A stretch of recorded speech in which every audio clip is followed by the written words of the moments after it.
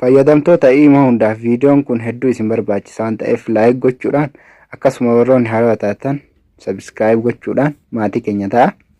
Jalqaba irratti Imo keessan jala erga dhaytanii settingiilee kana sirreeffachuun dirqama isiniif ta'a jechuu waan ta'eef security and privacy bakka kana jala ni seentu. Ergasii booddee wanti isiniif dhufu online status in the last scene jettanii kanarra ni gattuutu.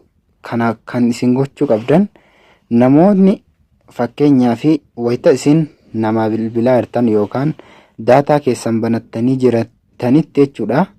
Akka online irra jiraattan isin agarsiisa online jedhee jechuudha. Everyone kanarra yoo gootan ammoo akkas isin gochuu ni danda'a. Online irra jiraachuu keessan agarsiisaa jechuudha. Nobody kanarra yoo goone haga feene daataa keenya banannee yoo teenne namni irra jiraachuu keenya arguu hin danda'u jechuudha.